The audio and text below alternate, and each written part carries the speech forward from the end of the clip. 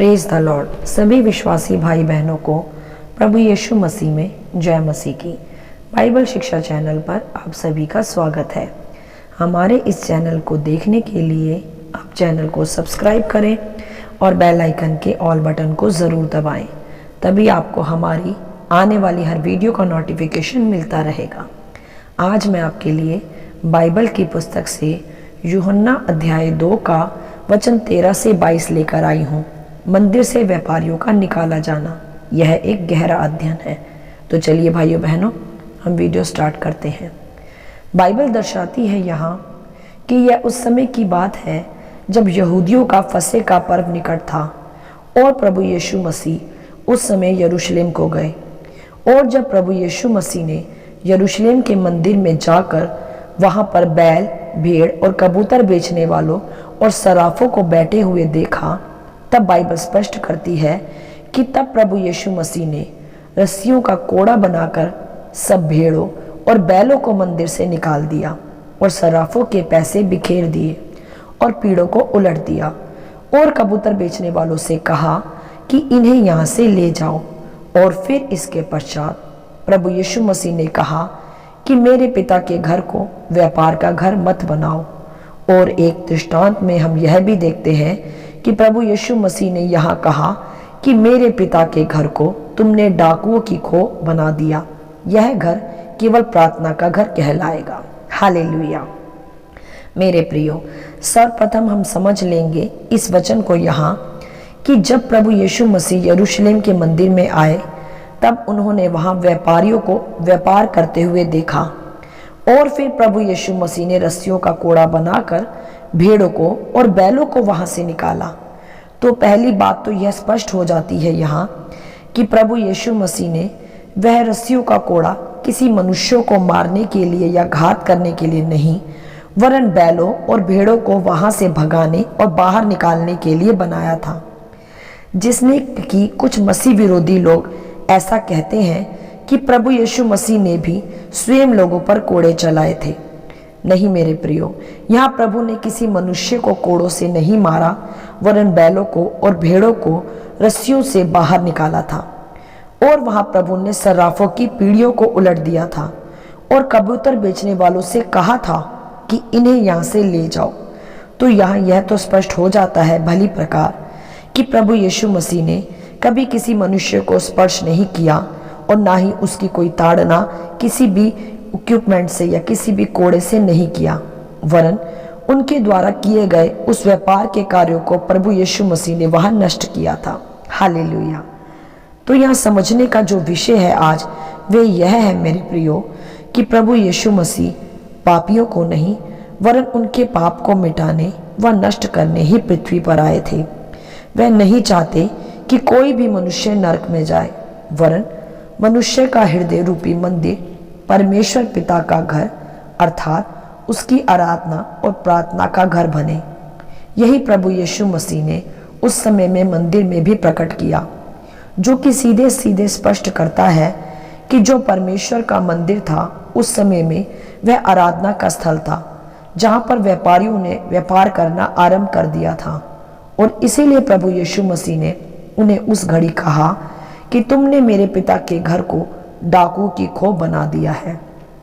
और वहाँ प्रभु यीशु मसीह ने उनके उन सभी संसारिक व्यापार को बाहर किया था, उलट पुलट कर बिखेर दिया था, जिससे कि वह स्थान उस संसारिक व्यापार से पूरी रीति से क्लीन हो सके। हालेलुया।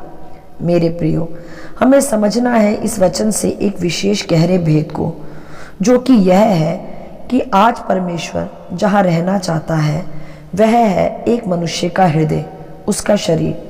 जैसा कि पवित्र शास्त्र 1 कुरिन्थियों अध्याय 3 के वचन 16 से 17 में भी स्पष्ट किया जाता है कि क्या तुम नहीं जानते कि तुम परमेश्वर का मंदिर हो और परमेश्वर का आत्मा तुम में वास करता है।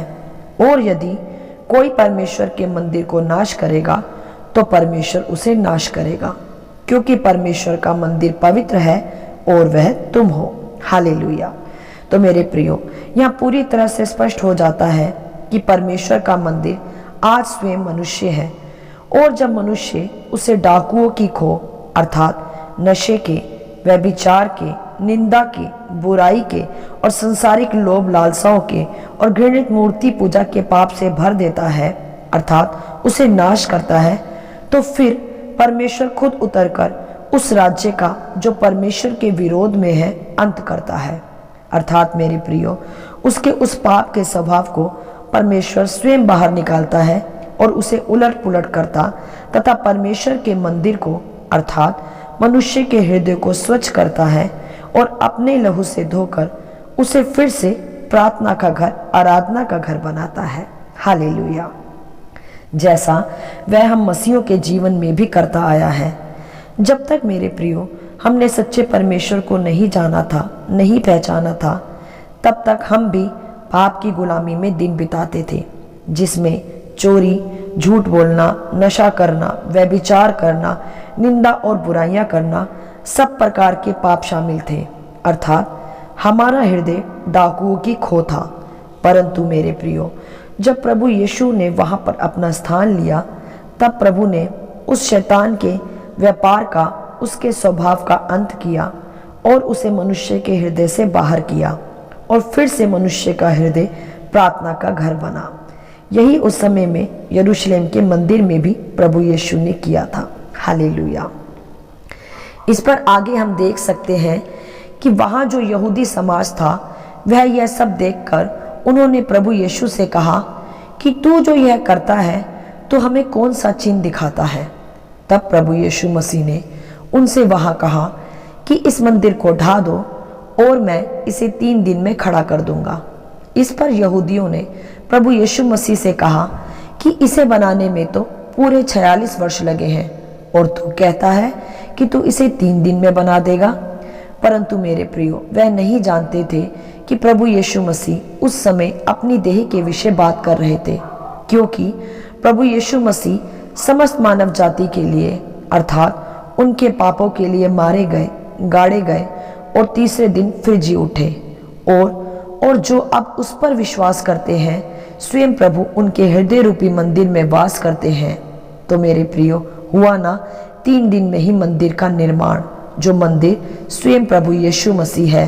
मेरे प्रियो, वही परमेश्वर पवित्र था, पवित्र है और जो पवित्र आने वाला है वह स्वयं प्रभु यीशु मसीह ही है, जो आज इमारतों में नहीं, हाथ के बनाए हुए स्थानों में नहीं, वरन मनुष्य के हृदय में वास करता है। हालेलुया।